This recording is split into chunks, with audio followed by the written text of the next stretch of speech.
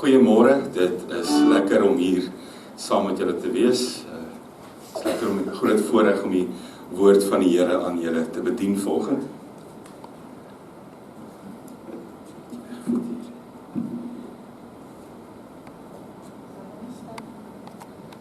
Kom ons word stil in die naam van die Here, net na die foto en die seëngroet sing ons loflied 514, albei die strofes 1 en 2, maar kom ons staan en ons groet mekaar en ons groet die Here.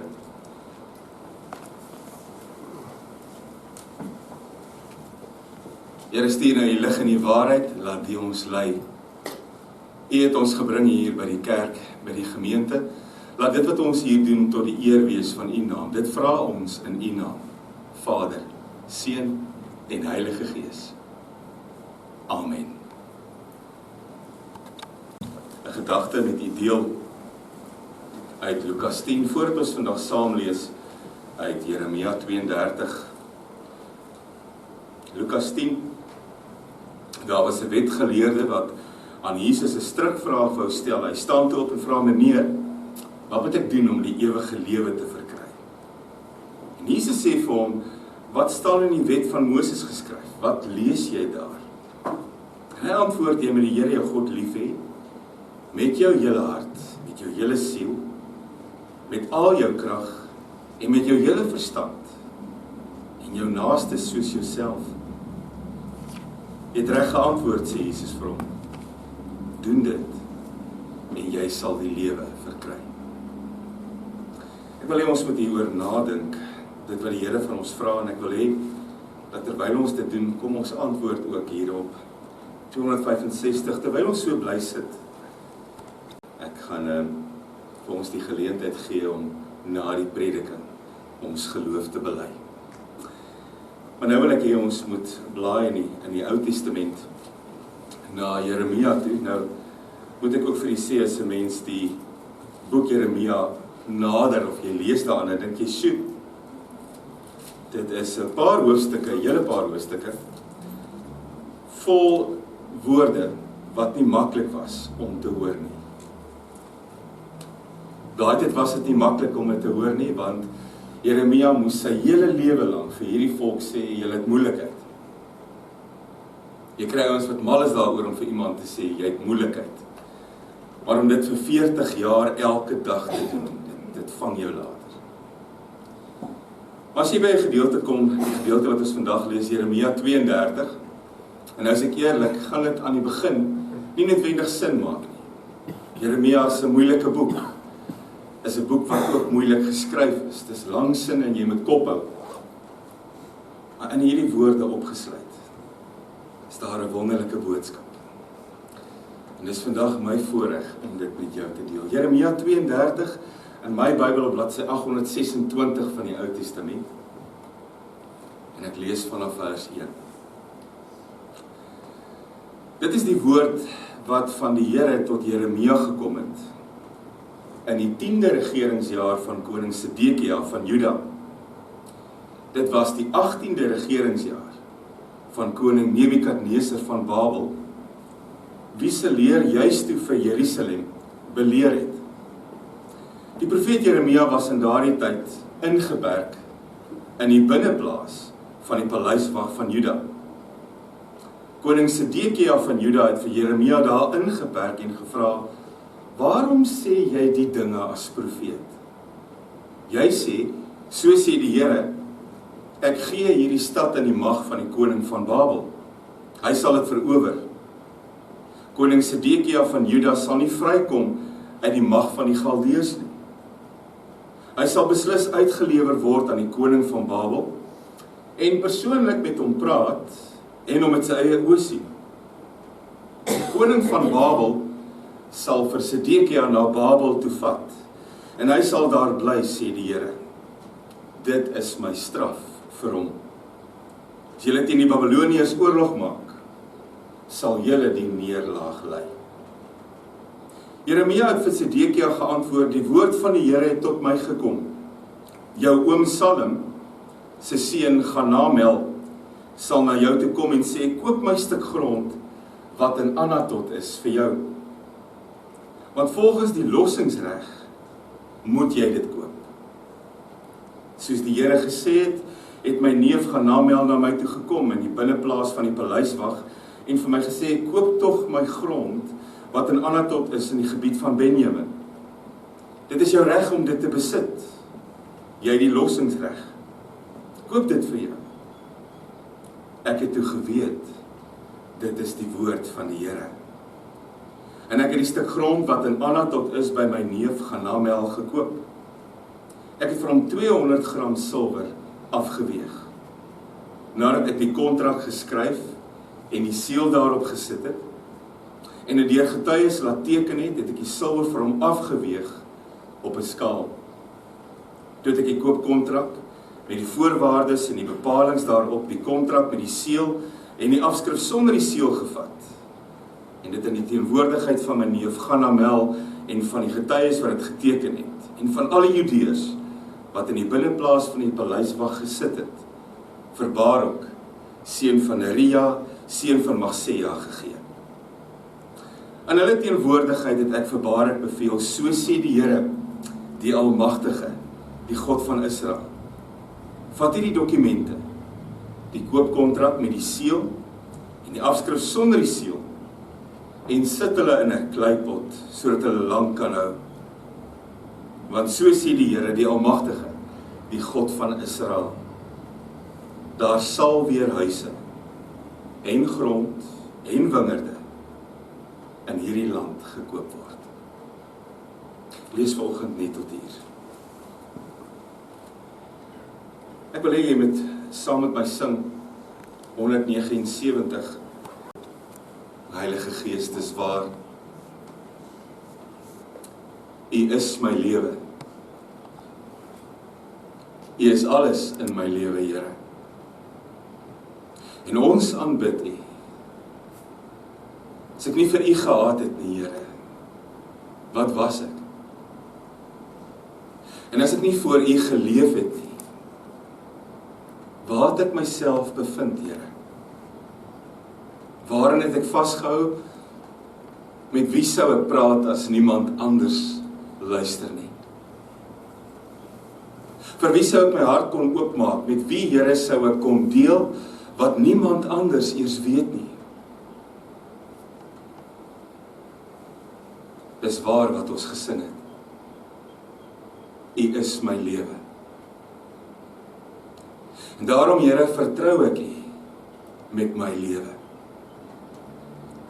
Ons kan vanmôre by mekaar kom en ons kan ook sê wat ons almal weet, dit gaan nie altyd goed met my nie. Ek kan nie altyd, Here, op voorspoed vertrou nie. Ek kan nie altyd van seën praat nie. Ek kan ook nie altyd op mense vertrou nie, Here, selfs nie eers op myself nie. Ons stel selfs onsself dikwels te leer. Maar ek kan op U vertrou. U, Here, ken ek nie net as alles goed gaan nie. Ek leef met U krag as dit moeilik gaan. Ek praat van U hoop as dit uitsigloos is. En Here, ek ervaar U genade as dinge anders loop as wat ek gedink het dit moet loop. Dankie dat ons vanoggend hier is. Dankie dat U ons seën. Dankie, Here, dat U van alles in my lewe bewus is. Ek hoef U nie in te lig of toe te lig nie. U ken alles en soms as ek terugkyk, dan weet ek U het meer geweet. Want U dra my deur nood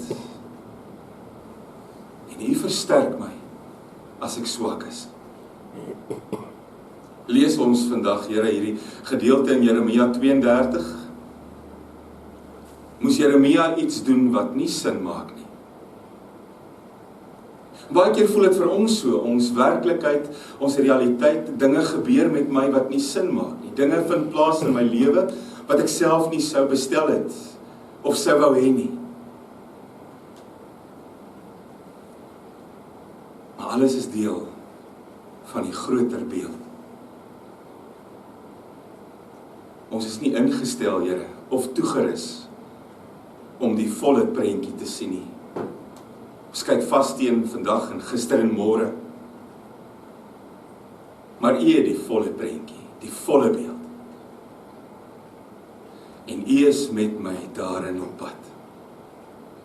Ons bid vandag, Here, vir hulle wat deur 'n swaar kry tyd gaan. Ons bid vir hom wat steeds verlies van 'n lewensmaat moes verwerk. Ons bid vir mense, Here, wat deur 'n aanpassingstyd gaan. Ons bid vir ons geliefdes ook hier tussen ons, wat bekommerd is oor môre, wat gaan word, wat gaan gebeur. Ons bid vir ons kinders, of ons ouers, wat ver is.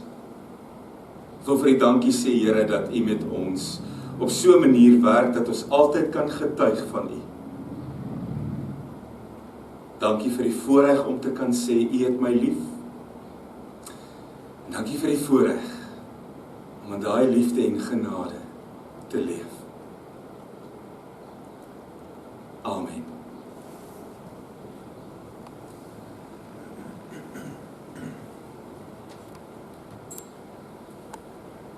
Daar word ongelooflik baie geskryf oor hoop.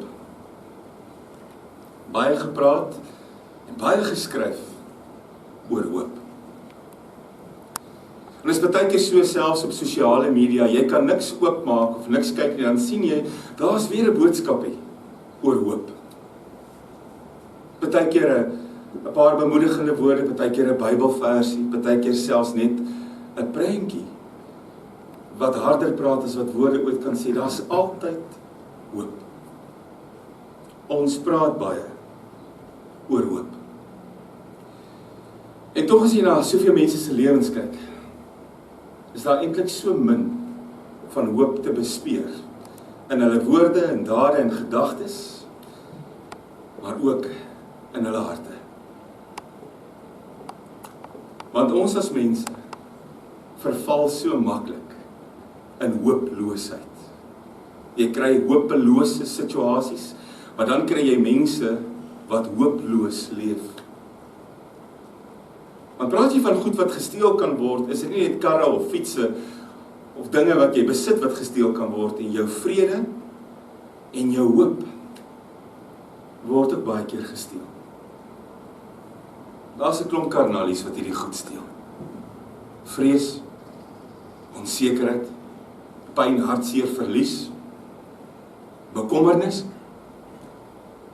Dis alles goed wat hoop by jou kom steel. 'n man met die naam van Paul Weller het eendag gesê, ons hoop altyd vaag weg, maar ons vrees in fyn besonderhede. En dit is so.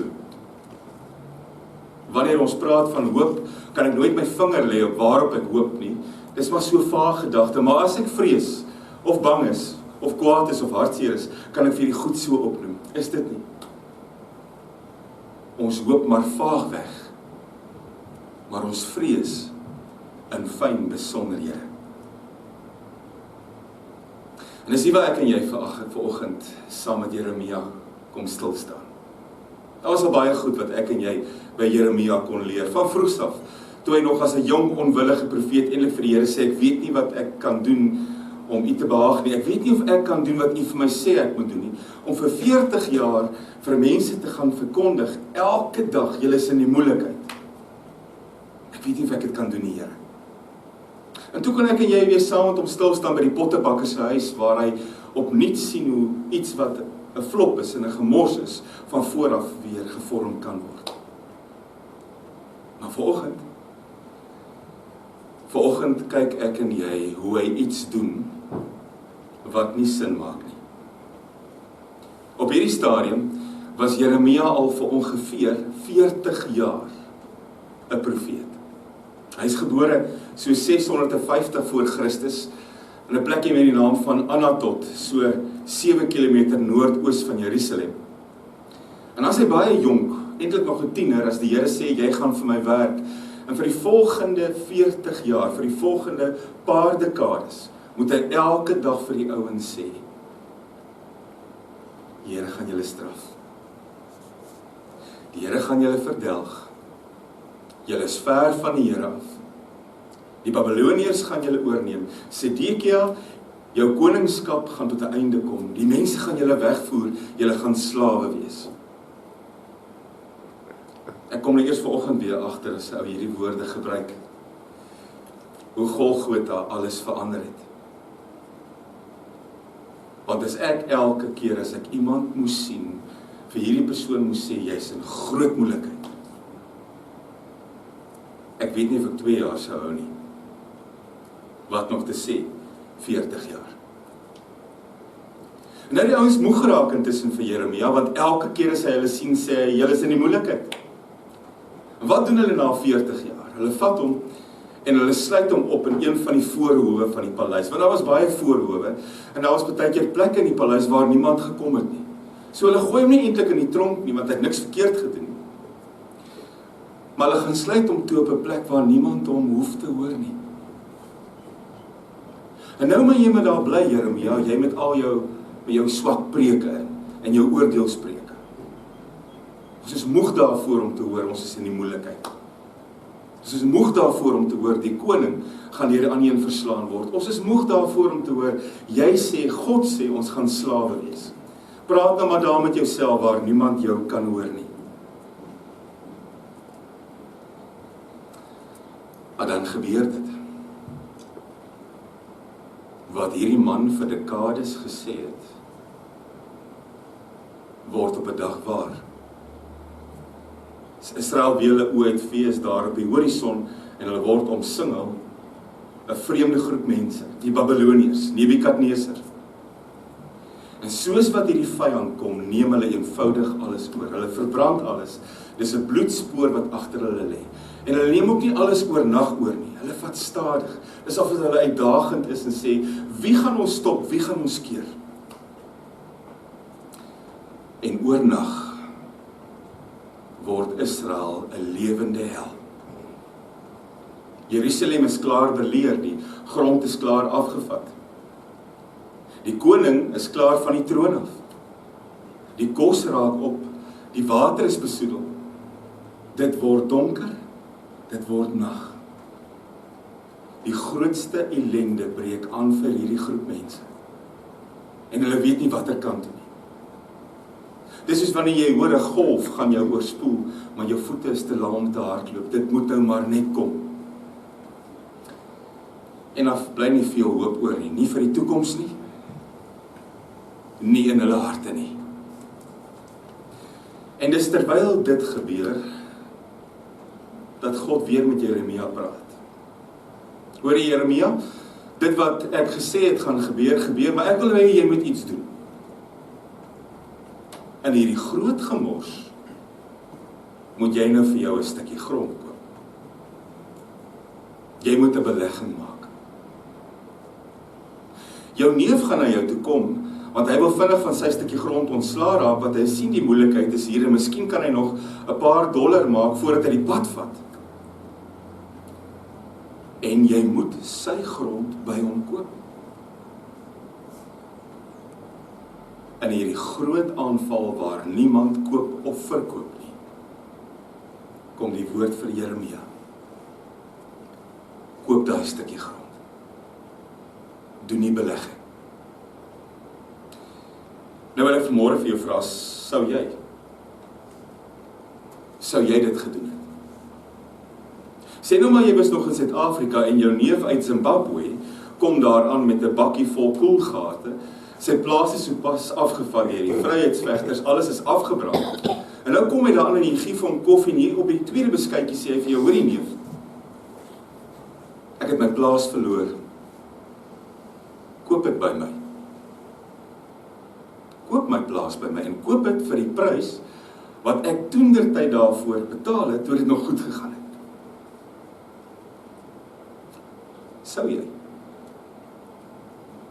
Sou jy die plaas gekoop het wat afgevat is en wat nie meer syne is nie? Ek sou nie. Ek dink ook nie jy nie. Ek dink ons sou sê, ek dink hierdie band is nou verbreek, hierdie familieband bestaan nie meer nie. Ou kan nie so ingeloop word nie. Wat besiel jou? Het jy jou varkies verloor? Maar dis presies wat hier gebeur. God sê vir Jeremia, koop daai stukkie grond, waarop die Babiloniërs klaar beslag gelê het. Koop daai stukkie grond van jou neef, wat nie eintlik meer syne is nie. Weeg die silwer af, alles wat jy besit, en koop dit. Ek dink dit sou malligheid wees, is dit nie? Was dit maklik vir Jeremia? Lees jy 'n bietjie verder aan vers 24, sê hy, Here, alles wat u gesê het, gaan gebeur, gebeur. Al u oordeelswoorde het waar geword, en dan sê in vers 25, met 'n groot vraagteken, en al het alles gebeur, Here, kom u en u sê vir my, gaan koop 'n stukkie grond. Dit maak nie sin nie. Dit maak ook nie vir Jeremia sin nie. Hoekom laat God hom dit dan doen? Hoekom gee hy vir hom die opdrag? Want God wou vir Jeremia leer van hoop. God wou vir Jeremia en vir my en jou wys, hoe lyk ware hoop? Want die Here vra nie net van my om hom te vertrou nie. Hy vra vir my om dit ook te wys. Die Here sê nie net vertrou my nie, die Here sê ook, wys dit. En leef daai hoop, en leef daai vertroue uit. In die oomblik toe Jeremia hierdie grond koop, toe doen hy dit deeglik, toe doen hy dit ordentlik soos wat dit altyd gedoen is. Die oomblik, as jy iets verkoop het in daai tyd, het jy 2 kontrakte opgestel. Albei dieselfde gelyk, albei geteken, maar die een moes gevat word, en hy moes geseël word, en hy moes ordentlik geseël word, en dan het hulle hom gewoonlik in 'n kleipot gaan sit, iewester, waar niemand anders ter weet nie. En as jy hierdie kontrak het, die ander kontrak waarmee jy in jou hand het, en hy word intussen weggevat, of iemand skeer hom op, of iemand beter met hom, kon jy altyd teruggaan na die oorspronklike kontrak. Die een wat vas staan. Die een wie se woorde waar is. Die een in die kleipot. En as Jeremia hierdie grond koop, en hy stel hierdie kontrak op, en die handtekening is op hom, en hierdie kontrak word beseël, en almal sien dit, en hy word in hierdie kleipot gesit, hier het so verskriklike belangrike boodskap. Want wat sê God vir hom? In hierdie verskriklike krisis hier, doen wat ek vir jou sê om te doen. Gaan aan met jou lewe, soos wat jy dit leef. Bly luister na my woorde, bly leef in my teenwoordigheid, bly verseker van my liefde en my sorg en my lyding. Want daai kontrak in daai kleipot is vas. My woord, sê God, is vas. Daar kom 'n moeilike tyd, my vriend. Julle gaan alles verloor. Julle gaan weggevoer word. 70 jaar gaan julle slawe wees. Jy gaan waarskynlik nooit kan terugkom en sê, daar's die kontrak, hier's my grond, ek plant 'n boompie, 'n olyfboompie, 'n vyeboompie, 'n wingerdstokkie nie. Die moeilikheid gaan lank wees, seer. Daar gaan tye kom wat jy wonder, is God hier? Weet hy van my? Is hy nie afwesig nie? Is hy nie weg nie? Het hy my nie weggestoot nie? Maar daar kom weer 'n dag. Daar kom weer 'n dag dat daar op hierdie grond 'n wingerd geplant gaan word. Daar kom weer 'n dag waar alles herstel gaan word. Ek is God. My trou duur ewig. En my woord is vas. Weet jy wat? Om moed te hou. Om in geloof te leef. om met hardnekkige hoop in jou te leef. Vra dat jy sal glo as ander lankal ophou glo het. En dat jy sal hoop by oomblikke waar almal lankal opgehou hoop het. Vra dat jy anders sal praat as almal om jou kla. Vra dat jy anders sal praat as almal vir God verwyd. Jeremia was nie die eerste mens ooit wat iets moes doen wat niemand begryp het in geloof en hoop nie.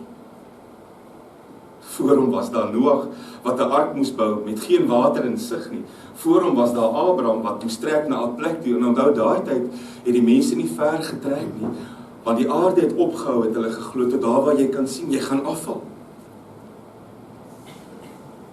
Maar Abraham het getrek toe God vir hom sê, ek sal jou wys waartoe jy moet gaan.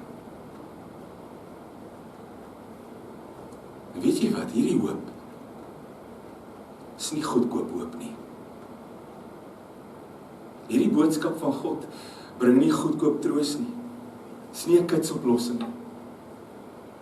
Hierdie tyd wat kom, die uiteinde van die swaar kry, gebeur nie môre of oormôre of net nou nie. Het gaan 'n verskriklike lang tyd vat.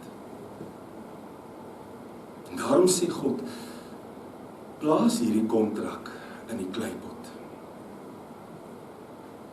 Want dit sal eeue bewaar bly. En maak nie saak wat jy met die ander een doen nie, as jy hom gaan in jou hand hou vas en jy gaan na die vyand toe en sê, daai grond wat julle nou afgevat het, Babiloniërs, is eintlik myne, gaan hulle hom opskeer, hulle gaan vir jou lag. Die kontrak waarmee ek en jy bedags rondloop, dit gaan jou belaglik maak, maar die ware kopie lê in die kleipot. En niemand kan daarmee karring nie. Weet jy wat? Jou geloof, my geloof, is nie 'n snoesige konversie wat ons moet vrywaar van die moeilikheid daar buite nie. Ons geloof is baie keer 'n oproep om teen die stormwind in te gaan beer. En terwyl jy dit doen, sommer ook ander die om jou op te help en op te rig en te bemoedig met die hoop wat in jou lê. Dit is eintlik so ironies. Weet jy wat 'n profeet in daai tyd moes doen? Hy moes altyd verkeerd om nuus bring. Verkeerd om nuus. As dit goed gegaan het met die mense en hulle van God vergeet, moes hy altyd 'n slegte tyding bring. Soos hier. En dan word die profesie waar, die Babiloniërs neem almal in en verwoes alles. En dan in daai slegte tyd moes 'n profeet altyd praat van uitkoms en genade en sorg. Hoop is altyd verkeerd om nuus, het jy dit agtergekom. In goeie tye het jy dit nie nodig nie. En vat ons partykeer krediet vir genade en sorg en seën, want dis ek wat so oulik is. Maar in slegte tye hou dit my vas en hou dit my regop. Hoop is altyd verkeerd om nuus. En nou kom God eintlik na Jeremia toe, en tussen die lyne vra hy vir hom een vraag. Jeremia, vertrou jy my? Jy het my vertrou toe ek vir jou gesê het, hierdie volk gaan ondergaan. Jy het gesê dit gaan so wees, maar nou sê ek vir jou, daar kom weer 'n tyd dat ek alles sal herstel. Vertrou jy my, Jeremia? Vertrou jy my woorde, vertrou jy my trou, vertrou jy my hoop? En dan gaan Jeremia, en hy gee net 200 gram silwer, en hy koop 'n stuk grond wat nie die verkoper sinne meer is nie. Want God het gesê, en God se woord staan vas. As ek vandag vir jou vra oor hoop en genade, verlossing en uitkoms, wat antwoord jy? Ek weet jy het 'n definisie vir swaar kry, soos wat ek een het, en vir hartseer. Maar het jy 'n definisie vir hoop? Het jy 'n definisie vir hoop? Het jy 'n definisie vir genade? Wat sê God vir Jeremia? As jy my glo, en as jy my vertrou, wys dit. Teken die kontrak. Sit dit in die kleipot. Want my woord is waar en my trou staan vas. As 'n vreeslike mooi sêding. Hoop is om die melodie van die toekoms te hoor. Geloof is om nou al op die maat daarvan te begin dans. Hoop is om die melodie van die toekoms te hoor. Geloof is nou al om op die maat daarvan te begin dans. Wat van jou vanoggend? Wat van my? Glo ek vir God as hy sê ek is by jou? Glo ek vir God as hy sê ek hou jou lewe in my hand vas? Glo ek vir God as hy sê ook in jou swaar kry tye ken ek alles wat met jou gebeur? Glo ek vir God as hy sê ek het jou liewer gehad as my eie seun? Glo ek vir God as hy sê jou sondes is alles weg? Glo ek vir God as hy sê my woord staan vas en my trou ook? Ek wil afsluit. Dis mos eers as 'n mens terugkyk dat jy sien hoe God jou deur dinge gelei het, is dit nie? Dis mos eers as ek en jy terugkyk dat ek kan sien hoe God sekere situasies omgedraai het. Hoe hy my dikwels deur moeilike goed gedra het. Kom ons leer by gister. Want jou hoop begin by gister. By dit wat die Here klaar vir jou gedoen het. Op 'n stadium skryf Paulus in 2 Korintiërs 1, hy beskryf God op 'n wonderlike manier. 2 goed sê hy, U Here is die Vader wat hom altyd oor sy kinders ontferm. En U Here is die God wat in elke situasie moed gee.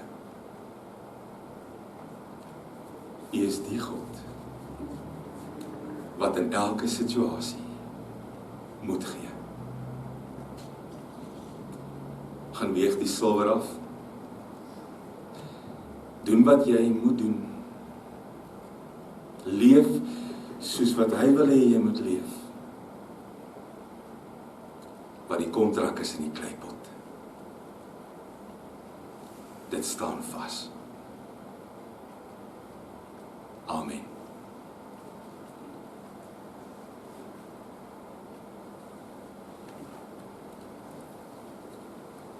Ek glo in God die Vader, die Almagtige, die skepper van die hemel en die aarde.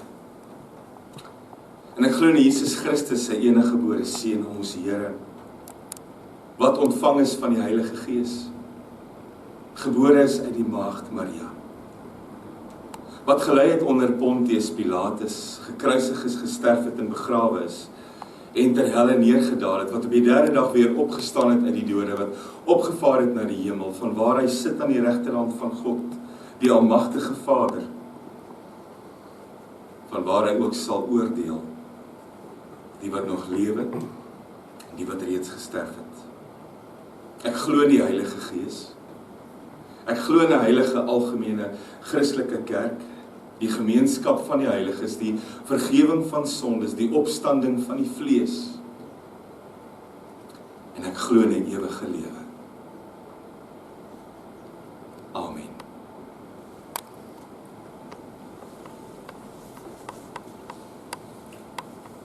Ek wil hê ons moet ons erediens afsluit met 'n wonderlike loflied 492, 492, net die eerste strofe. En na die fotum en seëngroet sing ons 'n lied wat ons ook intussen leer ken het. Ons het hom al een keer gesing. Hy is op hierdie Koinonia blaadjies, is almal een het. Heerlik is U naam. Dis na die fotum en seëngroet. Eers 492 vers 1 en dan die fotum en seëngroet. En dan heerlik is U naam. Kom ons sing dit staande. Die genade van ons Here Jesus Christus, die liefde van God ons Vader, en die gemeenskap van die Heilige Gees sal met U elkeen bly en wees. Amen.